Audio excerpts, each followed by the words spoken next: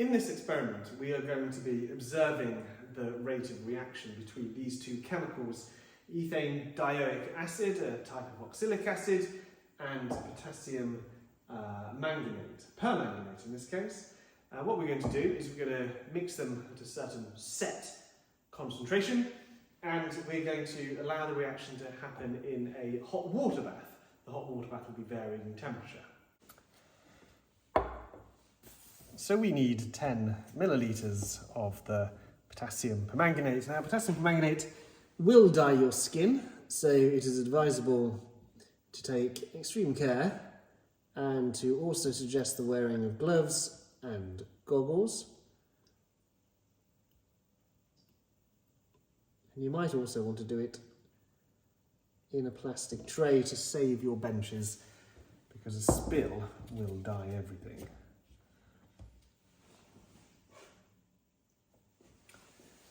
Now we also want 20 millilitres of the ethane dioic acid. Now this is acid, so gloves would be necessary.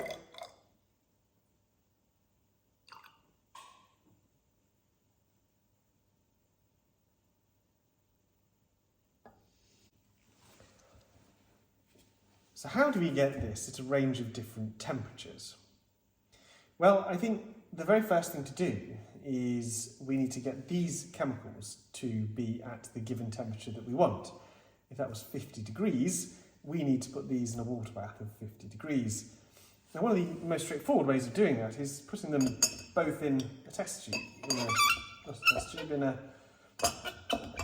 here we go, in a large beaker, and then we're going to add hot water to the outside.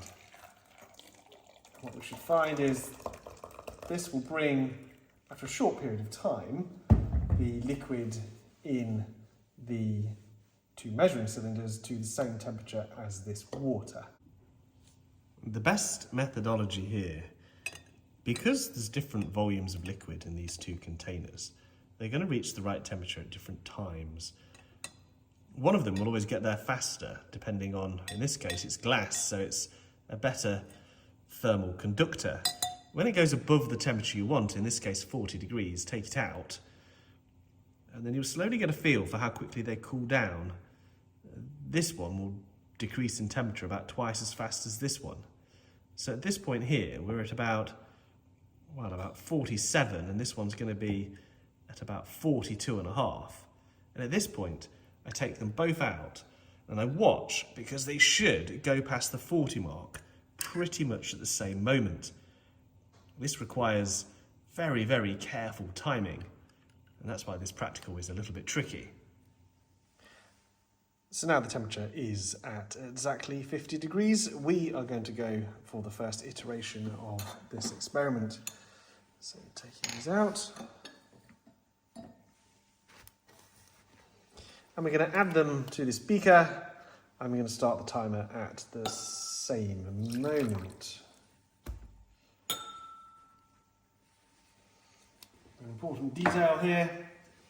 So we're going to have to stir. I'm going to stir with the end of my thermometer.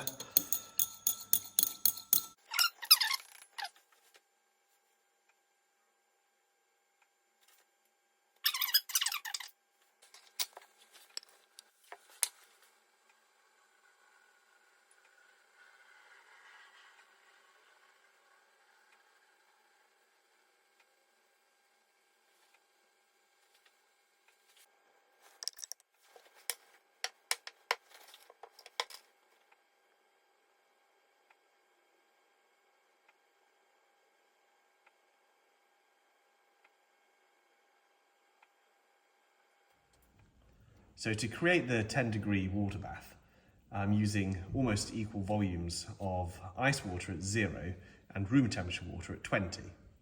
I'm going to have the temperature go to just less than 10 degrees, because when I pull them both out, they will warm slightly, and in the process, the time required to get these to drop and enter into thermal equilibrium with the water, by which point the actual temperature of the water might have started to rise, especially if there's no ice in there as well.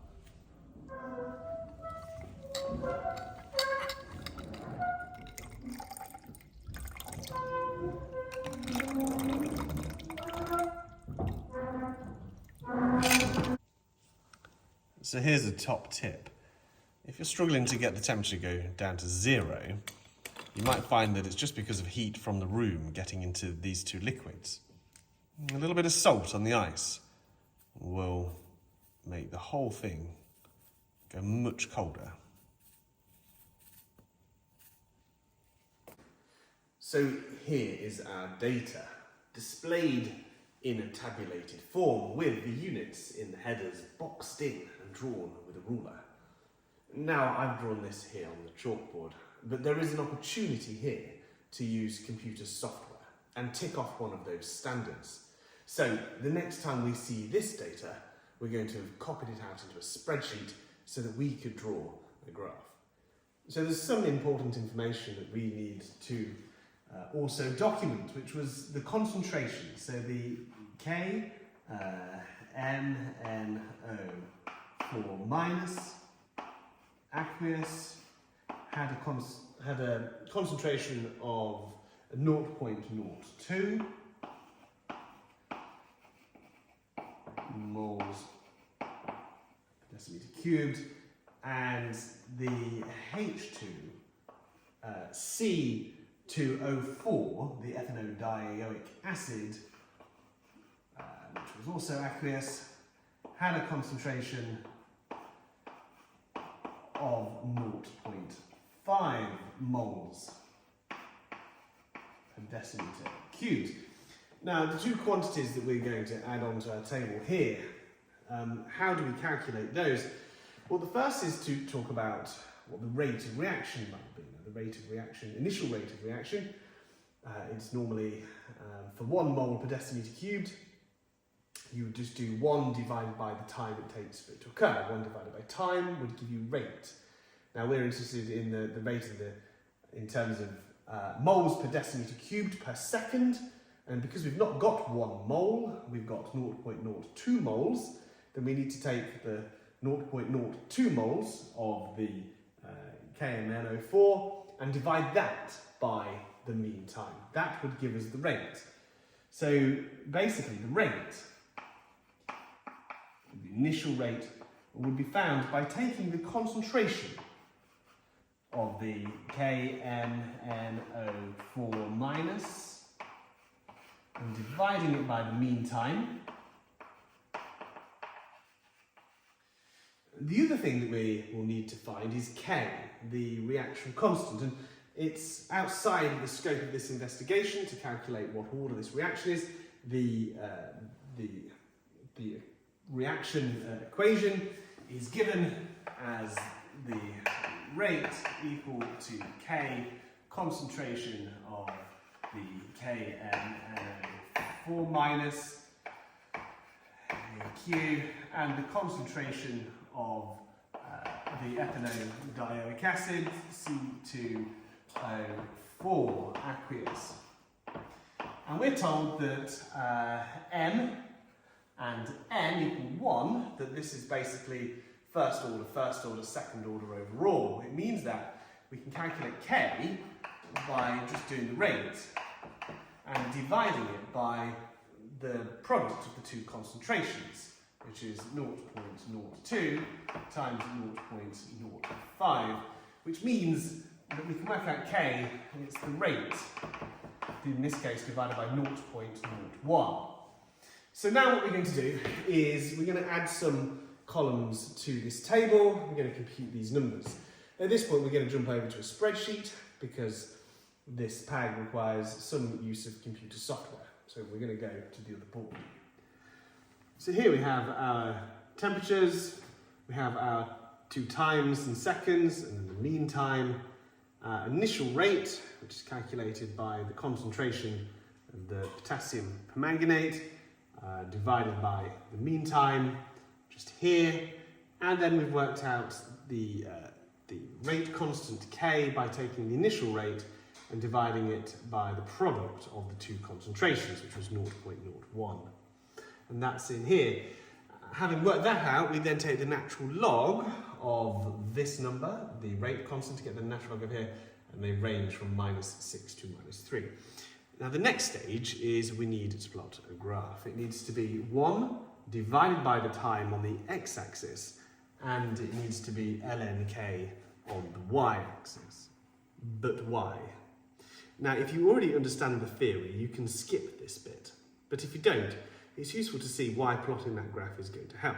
You see, what we're working with here is the Arrhenius equation, an equation that is risen like this, the Arrhenius equation, where the rate constant itself is dependent on the temperature. But it contains a lot of other things in here. Some things we don't know, but some things we can find out from this graph. So a key thing is here, we need to understand a little bit about logarithms and how they work. If we had a number which was e to the power of x equaling n, then we could work out what x was by taking the natural logarithms of both sides. You see, the natural log of e to the x is just equal to x, and the natural log of n is equal to ln n. So we can use the natural log to basically find out to what power something is risen to.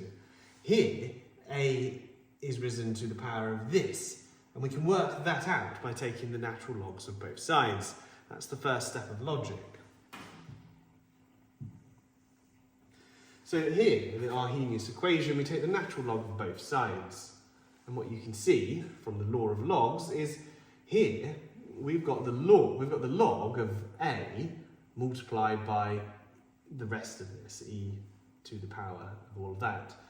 Now, one of the law of logs, and one of the things that you can demonstrate by other ways, if you have the log of a product, then that is equal to the log of, or the sum of the log of each one of those. So log of, well, natural log of a times b is equal to the natural log of a plus the natural log of b. Which means that in this expression here, we can say ln k is equal to ln a plus ln of e to the power of all of that. And if we follow the law of logs that ln of e to the x is equal to x, ln of e to the power of all of that, the ln and the e essentially cancel out. So we end up with ln k as before, ln a as before, but now that bit is gone because the ln has cancelled with the e, and so we basically ended up with ea divided by rt. And we can compare this to the formula of y equals mx plus c. Bear with, because this is going to make sense. In the format of y equals mx plus c, we've got y is equal to ln x, and that is equal to negative ea over r as the gradient, 1 over t as the x value, plus ln a as the intercept. So if we plot a graph of ln k against 1 over t, it will have ea divided by r as the gradient and ln a as the intercept. And so therefore e to the power of the intercept will give us a. So again, a good question is why? Why are we interested in this? Because the rate of reaction is dependent on temperature. And what was found is that in the rate equation, the rate constant k, when the temperature changes, is itself dependent on other things, including the temperature. In fact, it's given by this, the Arrhenius equation. There's two things in here that we can directly calculate from our graph. First of all, a is the pre-exponential factor, a frequency factor. It would give you the rate constant if the activation energy was 0. We're going to determine that. The other thing we want to find out is EA, which is the activation energy for this reaction. So it looks a fairly straight line, but there's that problematic data point over there. That corresponds to this one here, the coldest of all the temperatures we trialled. Now in that reaction, the period of time over which the colour change was occurring was elongated, it was stretched to the point where it actually meant that there was greater measurement uncertainty on the coldest temperature than on the more quick reactions. Now we have a decision to make. We could look at that one and consider that perhaps it isn't interfering with the line of best fit drawn through this point, or maybe it is. From my point of view, I think it is actually going to alter my data. So I'm going to just delete that data point, and then I think I'm going to work without it. So here I've deleted the problematic data point, and I'm going to get this program to automatically tell me what the equation of the line is that best fits this data. And you can see that's fairly good. The value of the gradient minus 6,533. The value of the intercept is essentially 17. So my gradient was equal to minus 6,533, and okay, we'll work from there. So here, one of the things that we remember is that minus activation energy divided by the Molar gas constant R will give us the gradient.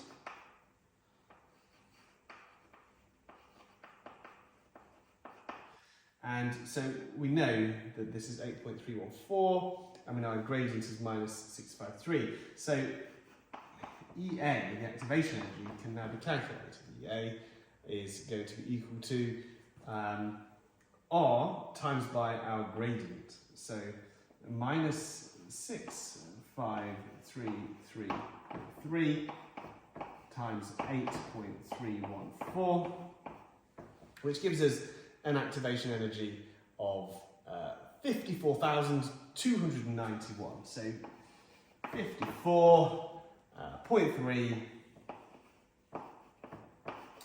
kilojoules.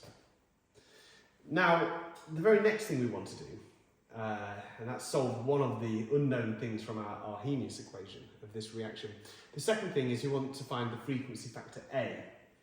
Now, I think the best way to do that is to take one of those data points that falls exactly on our line, the middle data point, which it had the values we're going to plug into this. So the middle data point, it had a value of 1 over t was equal to 0.033, and it has ln k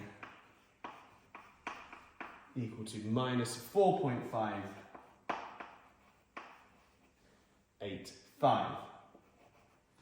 Now, going back, A can be found by taking the rate constant K for that particular reaction, E to the minus EA divided by RT. So we can substitute in all these values. The K for this particular reaction, looking back at our table, was 0.0102, and then we can divide that through by E to the power of negative 54,000. 54,000, and we'll put the original number in, 291.7 divided by RT. So going back to the original temperature, multiplied by 8.31, and we get 2,519, which means that our frequency factor is equal to 2.34 times 10 to the 7, and the units are moles to the minus 1, decimeters to the 3, decimeters cubed seconds to the minus 1. Which enables us to write out our Arrhenius equation. We just need space on the board to do it. I'm going to put it in here. So Arrhenius is that the rate constant K is dependent on this factor, E to the negative EA over RT. That's Arrhenius. Well, we can now say that those numbers are 2.34 times 10 to the 7 E to the negative. EA was negative 54291 divided by RT, the Arrhenius equation for this reaction. And that is what we're trying to find.